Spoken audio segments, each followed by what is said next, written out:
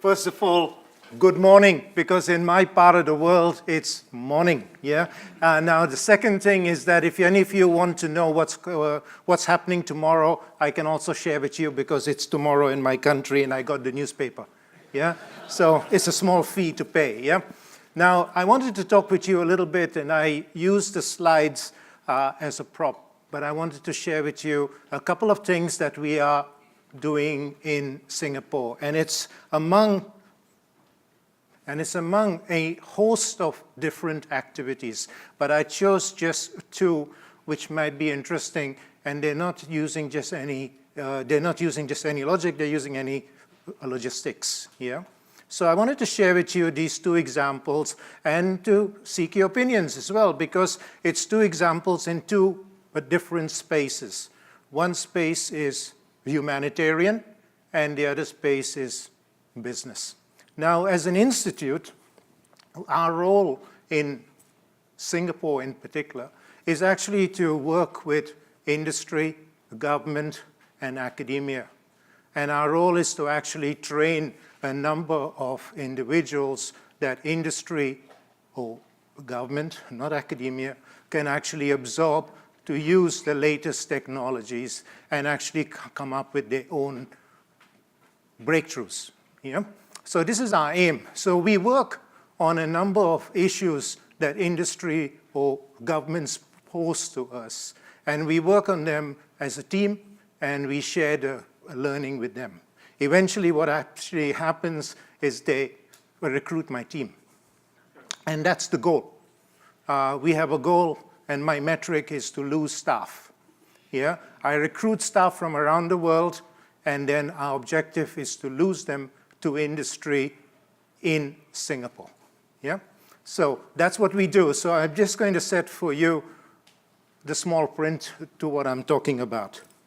Now, I chose for you two examples, right? One example I told you is in humanitarian, and one example is with a 3PL, also in Asia. The first example I'm going to talk about, and I had a movie. Now, when we deal with humanitarian supply chains, and this work is actually underserved. A lot of you in academia or companies or governments want to do something about disasters, but actually so little is done and so little is actually achieved because this space is actually so backward and the technologies that they use is actually non-existent. So our role was to bring in some of the technologies, but most essential was to train them to sustain themselves and not to seek aid from others. So that was our goal, to be self-sustaining. So one of the things that I actually wanted to show you was a movie, but I can't because it won't run. Unless it does run, I'm not sure, but it won't run because I got no way to execute it. We had to share the knowledge of supply chains with individuals across Southeast Asia that actually had a problem with language, because everybody spoke different languages, not necessarily just English. We actually had to communicate very sophisticated ideas in supply chain management. And we had to communicate this in a way that could be implemented very rapidly.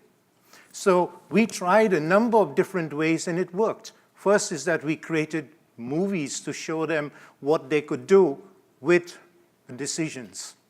We created games, and just last night we won an award for the game in disaster management in Asia. Because the games have a serious message.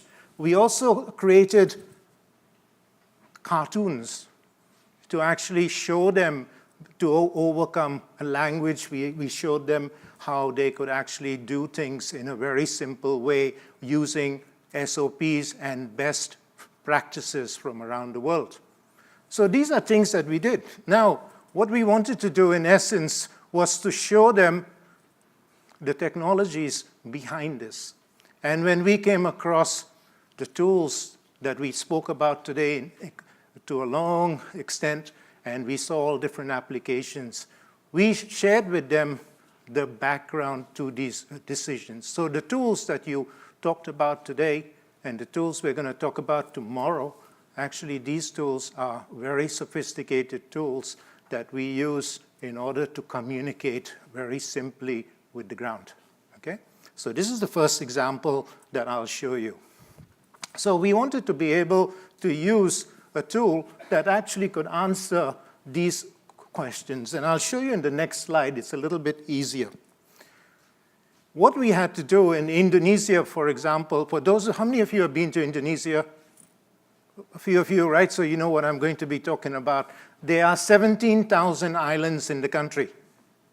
And not all the islands are connected very well. There actually is infrastructure developments that are ongoing. So wherever you locate your DC or you locate your warehouse today might not be appropriate tomorrow. We actually also had to deal with, I listened this morning to the moving of an office. One moved from the city to the suburbs and another actually moved within the city. But actually, when we talk about Asia and we talk about our area of the world, when we move out of a city into a suburb, that suburb could be rural and not easily accessible. So therefore, we have to be careful how we are going to move, because when we move into a suburb, it means that the reach is limited. So we have all of these things to handle in decision making, and we found the tool most appropriate here. Yeah? We found this tool because we said we wanted to incorporate all kinds of modeling together to address the different problems and reduce the learning curve through different interfaces. So we wanted one interface that we could actually integrate all the different tools, and we wanted a tool in our domain, supply chain management, and that was key to us. So when we actually started to look at this, very simply, the country asked us, where should I locate my DCs in order to supply in the time of an emergency?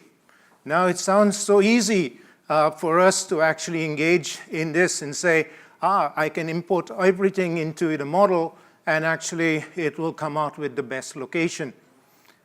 Sadly, the best location is the worst, because the best location actually is where the disaster is. And therefore, if you locate your DC there, therefore, it's gone.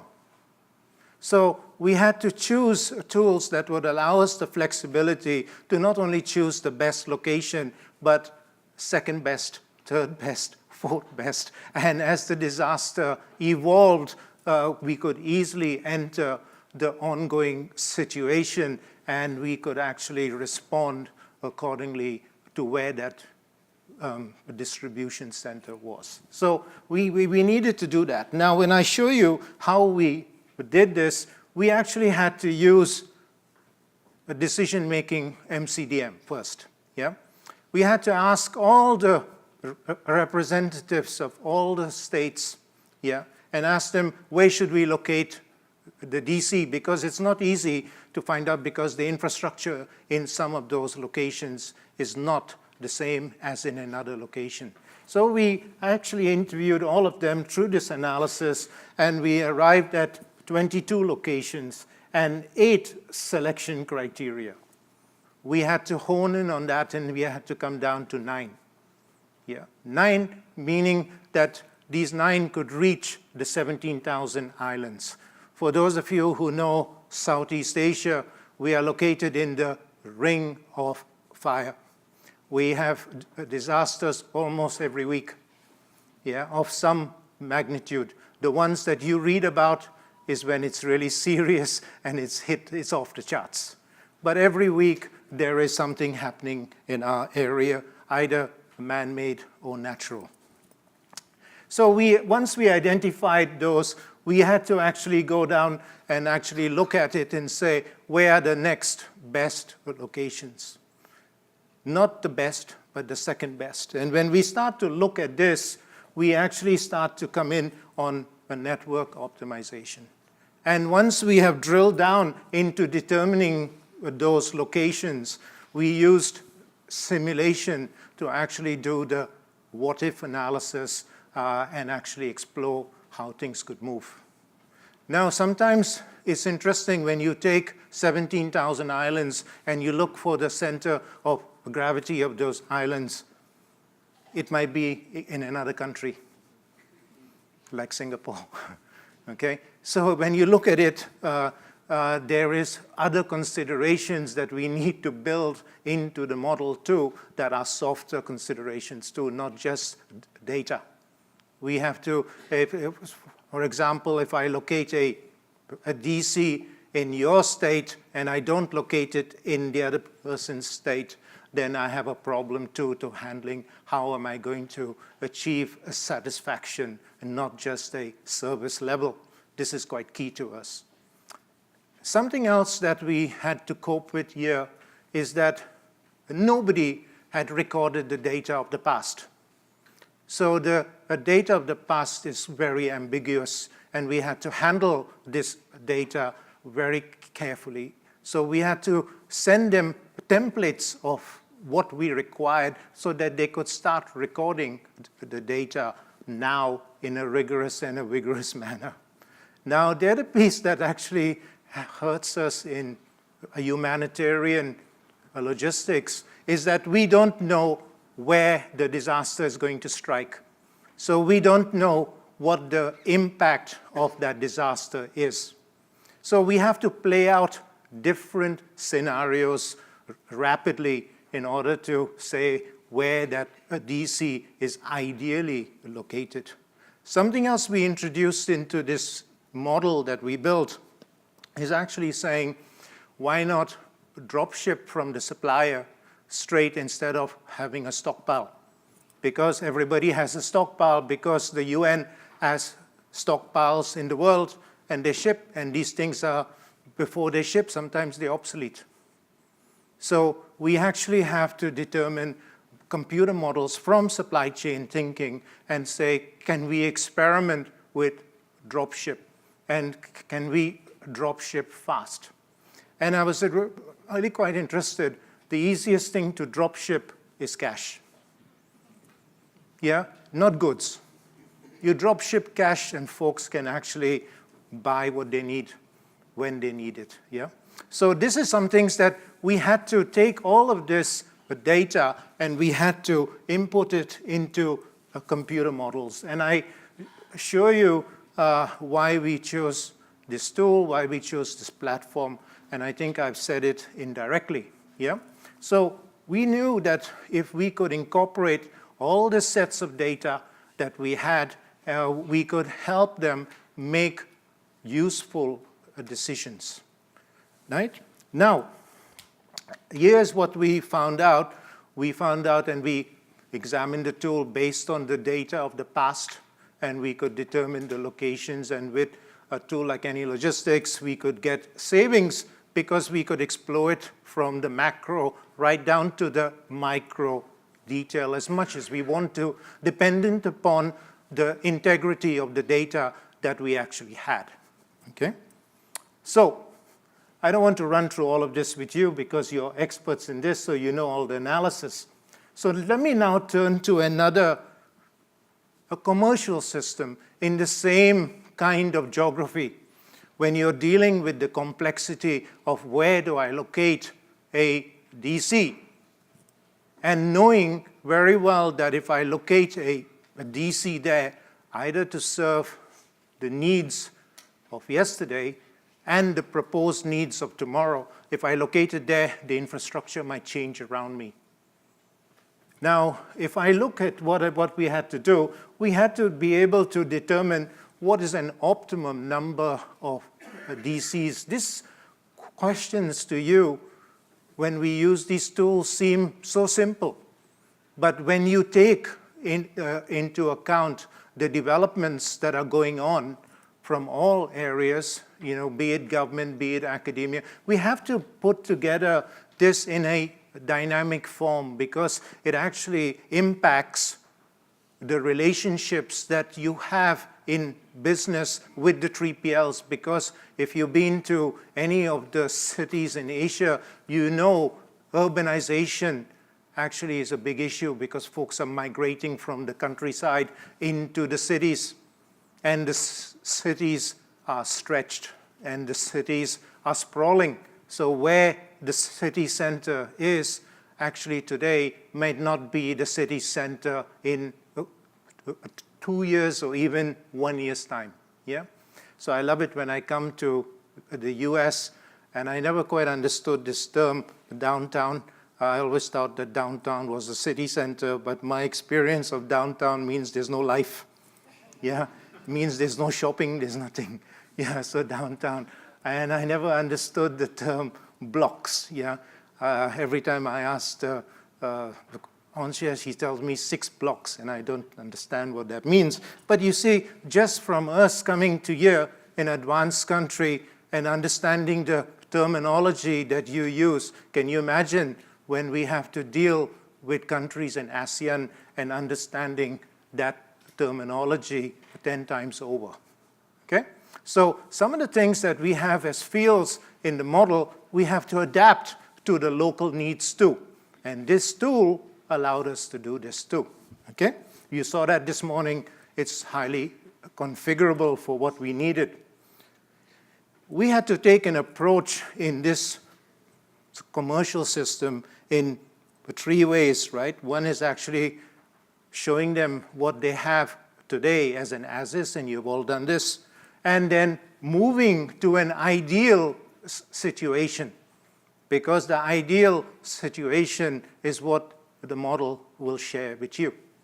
But then we have to make it more realistic constantly, because as the developments progress, then we actually have to change the parameters in the model to actually move the DC as what it was. E-commerce is the impetus for this, across the nation. If you look at e-commerce, you take e-commerce for granted in the US. But when we take e-commerce, we in Singapore cannot access an e-commerce site in our neighboring country, leave alone the US. Yeah? They're not integrated. Yeah? So the same e-commerce company has to be located in each one of the countries and supply individually. So we can't get the economies of scale or scope that we want. Take Amazon. Amazon in Singapore is not the same Amazon website that you would access in the US. You take Netflix, it's not the same. What we get as a Netflix is what you'd probably discard. Okay? So all of these situations where you take it from one area of the world and migrate it to another with advanced thinking might not always work. So we found using tools that incorporated multi-methods in them could actually help us all throughout the modeling cycle when we had limited data to when we had collected very detailed perspectives. So this is why I'm actually talking to you about this. Now, when we actually started to put all this together, what was the result of this? And I want to share with you in 2 slides. And you can read it here. First thing is that, and I'll say it in this slide, it's easier for me to go to this slide, yeah? What we had to do in humanitarian logistics was not only to come up with sophisticated decision models on its own. We had to integrate them with the military, because the first responders in our area of the world is usually the military. Yeah? The first responders in other countries is different. The first responders for us is the military. So we have to integrate that with the military. We had to estimate demands, where they might occur, and what is the magnitude of that occurrence or the impact. How many folks are really impacted and what do they need? So we had to do critical assessments on that. We actually had to not only train them in the use of a model, but we had to train them in understanding and gaining the confidence in the model. Because if they have never experienced the model, leave alone supply chain management ideas, they have to buy into it and they have to collect the data. So most of them ask us the question, why should I collect the data? Why do you need this data? So we have to give them something back quite rapidly. So we have to show them some visualization very rapidly so they can work with us in order to see how their data is being used. And this has actually been extremely useful. We have to train a lot of users not only to understand supply chain management ideas, and this tool is ideal, but actually how to use it with impact. And that's what we do. We want to show them how to be impactful. And then you can see down here, we need to incorporate infrastructure as it progresses. Are we going to move a location? So it's not the best location, but it's the best location for a limited time. You know what I'm saying? Because for now, it's the best location. In 3 years' time, it might not be the best location, unless you're in Singapore and we're at one small island and we have nowhere else to go. Yeah? But if you're in a large country which is developing rapidly, you have to be aware and you have to take this into consideration. Another thing that we had to do, I heard today, you deal with sea and you deal with land. We deal more with air. So some of the things and the tools and technologies, we have to do intermodal from air to sea or sea to air, yeah? Okay? Because we have to deal with supplies as they're going in. Now, when we talk about intermodal, we also have to deal, not like what you have here, and I watch outside, a big truck come into the city center. We have to deal with going to a rural environment where the truck might not be able to progress down the road because there is no road, yeah? So we have to deal with this, and when the truck will reach that location from A to B, at B, it might be empty because the backhaul is empty, yeah, because there's nothing to bring back. So this uneven form of development is some things that we are working on. So this is a list of things that we are working on, and I hope that you can add to it. Thank you for the opportunity of allowing me to talk with you. It's now 5 minutes to 4 in the morning, so thank you for that.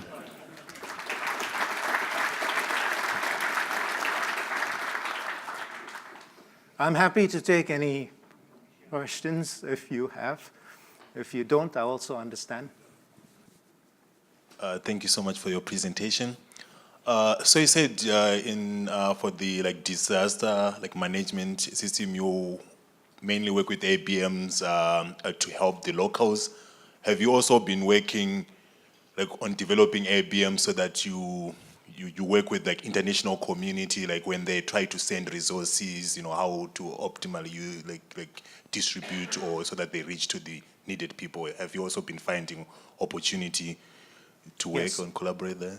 Yes, we work with the UN organizations, in the main with WFP, yeah, the World Food Program. And we work with every country that's actually prone to disasters has an NDMO, which is a National Disaster Management Office. So the international organizations have to be invited into a country by the NDMO. Yeah, and the NDMO now is beginning to say they need to be self-sustaining and train folks and not folks coming internationally to help.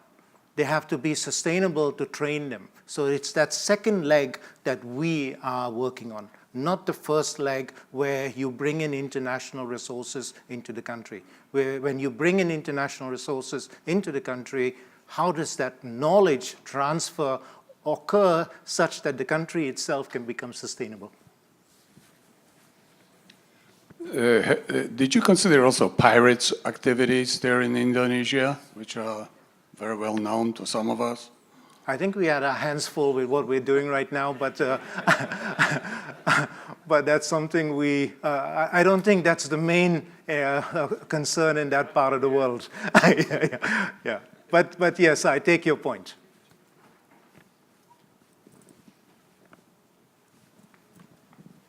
Professor de Souza, in your final remarks, you talked something like create an interface to introduce the data in the AnyLogistix.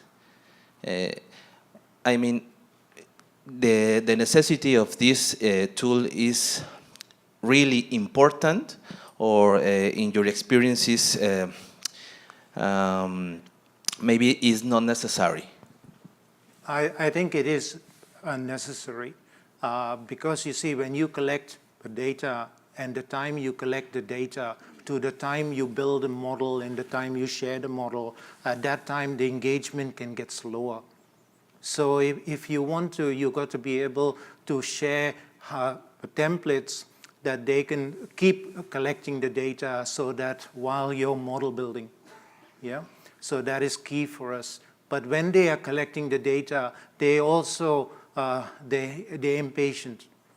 They want to see how their data is being used so we can visualize that data, because sometimes the locations are not where they say they are. Yeah, so we have to, it's an ongoing process. But most of the time they're asking the question essentially, why are you asking me for this data? Yeah. It's very necessary, this development. Yeah, thank you. Okay, no more questions. Thank you.